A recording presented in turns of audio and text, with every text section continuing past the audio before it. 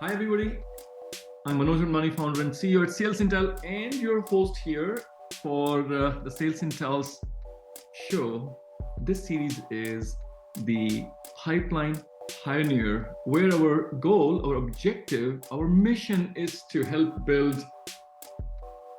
share the tips and tricks for the community, from the practitioners, from the leaders, from the individual contributors on how to generate the most optimal pipeline for your business. As we know, revenue pipeline is the heart and blood of any business, and we at SalesIntel believe that generating pipeline is a team sport. It's not just the BDR organization's responsibility. It's not just marketing responsibility. It takes the village. It truly takes a village to build a strong pipeline. With me, I have Lex Winship from Loxo today. Lex, welcome to the show. Thank you so much. I'm so happy to be here. Yes, thank you. We really appreciate your time. So, Lex, to start, why don't you tell the audience about yourself, the business that you support, and how in your role you support the pipeline generation efforts? Yeah, perfect. So I am head of brand and content at Loxo. Loxo is a recruitment tech company. We build a talent intelligence platform, which is basically a holistic platform for a recruiter's entire workflow, from sourcing candidates to engaging them and then eventually placing them in perfect fit roles. So basically, I love that you mentioned the fact that building pipeline takes a village, because my role is very much rooted in working cross-functionally with performance marketers, marketing ops, sales, CX, all of that, to both attract new business and help close deals, while also turning current customers into champions and then leveraging that content to continue building new pipeline. So it's definitely something where I feel like I completely agree. It takes a village, and I'm happy to be kind of in that middle ground position where I'm supporting all of these different functions and then helping create net new things as well. So lots of creation of educational resources that help support other teams, and then also building brand awareness content and pushing that out into the world. That's awesome, Lexi. I love your enthusiasm about generating the pipeline and coordinating with all the efforts. So, last year was hard. It was hard for a lot of companies where we didn't generate enough pipeline, the revenue targets were missed. If you were to look back and see, one mistake that you think you made or your company made, that I wish I had done these things differently, what would that be? And what's the lesson learned from that? Yeah, so I think it's important to call out the fact that Loxo's marketing function, like our team, is fairly new in general. It's something that hadn't really historically existed at the company in a full sense. So we're building the team, we're building kind of the entire marketing function from the ground up. And I think that we fell into a little bit of that classic marketer's dilemma of being a little bit spread too thin in our messaging, which is something I'm personally very passionate about. And on the brand side of things, really clued into is just like, how can we make sure that our value props are really solidified? And I think with Loxo being this holistic platform, it's so easy for us to rely on that all-in-one messaging and kind of using that as a thing that we lean on the most. Of no other platform can offer you all of this in one platform. And it's just, at the end of the day, we realized that wasn't really resonating. And while that feels exciting to us internally, that's not really what was drawing people in on the outside. And it just kind of feels hollow and it's a little bit vague. So the biggest thing that we had to do there was just solidify our offering. And that involved a ton of customer research across multiple very different segments of our target audience. And so Sam, our VP of marketing, and I did a very massive deep dive into our entire strategic narrative and just kind of firming up, okay, what do our prospects actually value? And what do we hear time and time again are our customers' favorite features? And a lot of times that doesn't necessarily align with the things that we as marketing would sit down and write out on a vision board of what we think a campaign should look like or what we think a homepage should look like. So I think a lot of it was just kind of going back to the fundamentals and realizing, okay, this is a platform that we believe in, but we have to find a way to communicate that without relying on some of these almost like crutch messaging tactics that aren't really effective when you come down to it.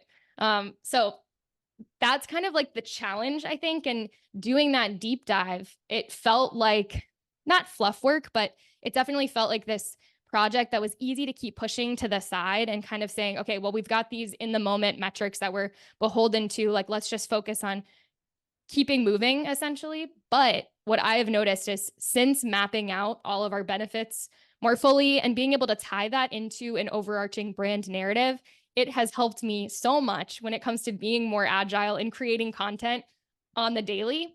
And so I think like it was an important realization for me of taking that time to pause and just like zoom out a little bit and think through like how is everything that we're doing laddering up was really helpful in terms of my day-to-day workflow as well. And it's created this really powerful litmus test for me to measure all of our messaging against, all of the content that we're creating against, and saying, all right, does this match? Does this align with what we've determined and what we've proven is valuable? If not, then maybe this isn't a good use of our time.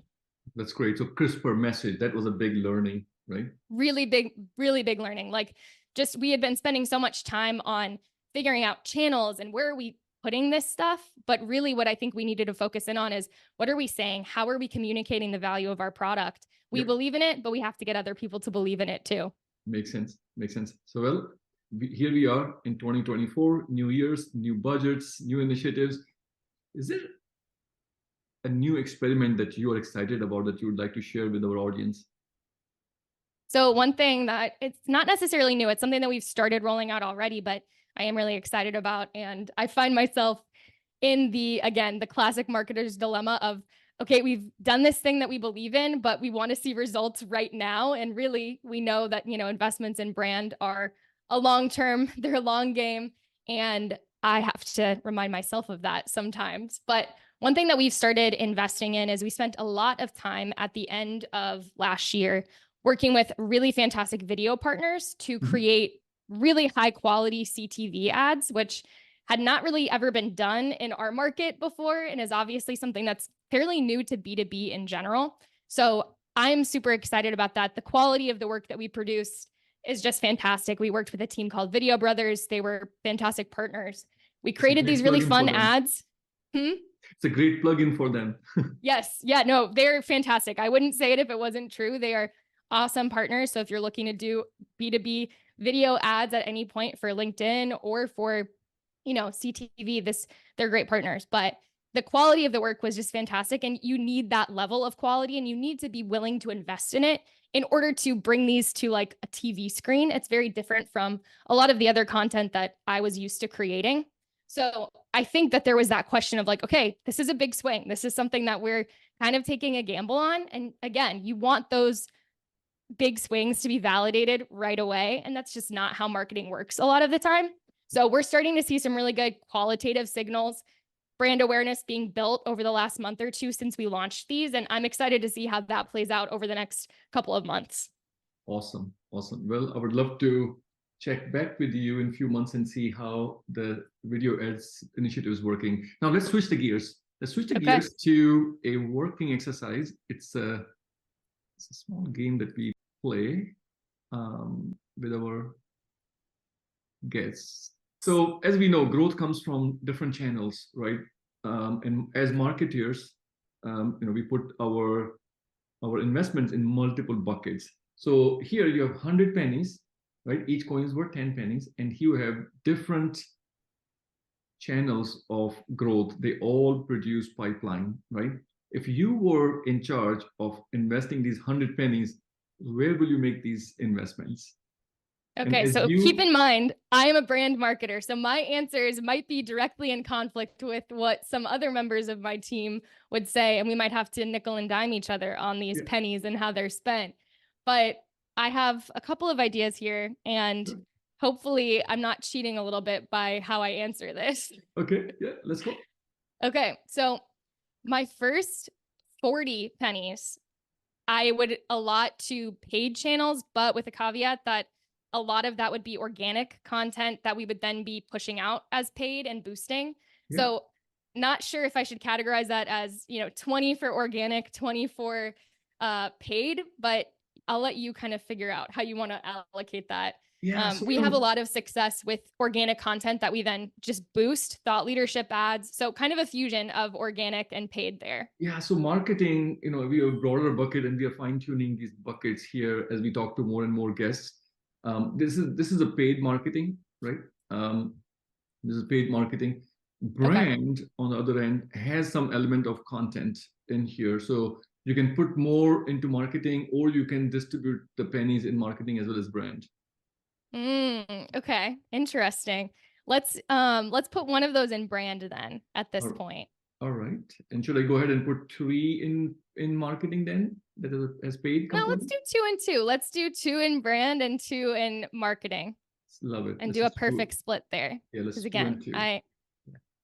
I think that that's a big thing. And I think one thing that we've been really focused on is just those like internal champions that we can start to leverage. Like, okay, their organic Yeah. audience, is so strong, but and their thoughts and their contributions are so powerful. How can we just expand the reach on that? And that's been some of our most successful paid campaigns have been so low level in terms of the execution because it's really just leveraging the insights of the people that you have who are experts on your team and just getting that out there. So that's been one of the most fun findings is sometimes it's easy to overcomplicate things. And Yeah. I, as a creative marketer and a brand marketer, I love creating something new that feels really fun and flashy. And that there's a time and a place for that, but there's also a time and a place for leaning into the simplicity. And again, just kind of, leaning on the fundamentals. So, Yeah, absolutely. All right. So you have still 60 pennies left here. okay. So community led, could I kind of loop referral led marketing into that category as well? Or where would I put that? Yeah, so referral comes from community or partners or customers, right? True. Okay, so I'll put referrals. I was kind of thinking through referrals as like I would give 20 pennies to, honestly. We've got some really great champions that we've started to make some fun content with that I'm Okay. excited about getting out there and leveraging in a few different ways. And we Yeah. also just launched an official referral program. So rather than like working specifically with partners, we're kind of creating these internal customer champions that we Yeah. can use to create new content. So I think I will put that under customer led growth. Okay. That's you have customer led. Should you put two on customer led growth? Let's put 2 there and we'll actually remove one of those from community and just keep one there. Okay. Recruiters are definitely a very social bunch. So this is something I want to explore more in 2024, but not something that we've done a ton of in the past. So before investing too many of my pennies in that, I want to validate it a little bit by starting to put some signals out there. So we'll give it 10. This is hard now. So PLG, I will put 2 pennies to because we have had a lot of success with our PLG motion that we've set in play. Yeah. Our product is genuinely very amazing. And again, it's so difficult to get people to see that until they experience it for themselves. So it's been super transformational for us in terms of making it really easy for them to get into Loxo, see the value that it can deliver. And often selling from that point on is so much easier. Yeah. No, makes sense. Makes sense. Okay, now this is tough. The last So penny. my last penny. I know I might have to Last move one 10 pennies around. here. So event-led growth is something that we're trying to get more involved in 2024 as well. Again, this is new for us, but something that we're starting just early stages to invest more energy into researching. So I'm not going to give it a penny yet, but I might come to regret that because I definitely want to explore this. But for us, founder led growth is huge. We have an amazing, passionate founder who started the company out of a place of passion.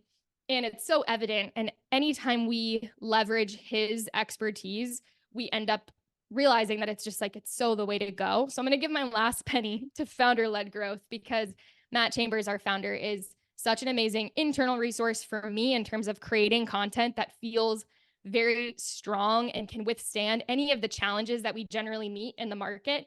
And he's just a really trusted resource in the community. So, got to give my last penny to him. Here we go. I love the distribution of your pennies here and very, very thoughtful. So I really appreciate you sharing not only where you are making the bets, but why you're making the bets. So thank you, Lexi. So this is a slide which shows you the industry, right, as a whole. When Wow. we talk to the practitioners, the experts, this is how they have allocated their pennies. And now I'm going to overlay your Wow, that's so investments, cool and your also bets, crazy. right? In orange, so orange is Lex, and the community is blue. Is there anything that surprises you as you look at this comparison? I guess it's not entirely surprising because, again, I am a brand side marketer. So there's a little bit of a bias here inherently. And I think I maybe swing a little bit too far in the direction of, okay, like let's lean on some of these more qualitative drivers because I believe in them so much. Yeah. It is funny, like seeing this, that I gave nothing to sales led marketing and that's or sales led pipeline building. But that is so funny to me that it is the biggest in terms of industry benchmarks and I gave it nothing. But I guess that's a good takeaway for me. And it's also an interesting takeaway just in general. Yeah, no, absolutely. Lex, thank you so much for participating here. I'm sure our audience are going to appreciate your contribution to this podcast. We really enjoyed it. Thank you so much, Lex. Thank you for having me. And again, I just think it really does take a village, and seeing a chart like that reminds me so much of this is why good marketing and good sales don't exist in a vacuum. We all have to kind of lean on each other and support each other, and collaborating in terms of really making these critical decisions about where we allocate our time, our resources, our money. All of that is so critical. So this was a fun exercise for me and something that just makes me even more grateful for an amazing team that I get to work with every day because they keep me in check, and those checks and balances are so key to having a well-rounded pipeline. Yeah, same. Thank you so much. It truly takes a village to build the pipeline.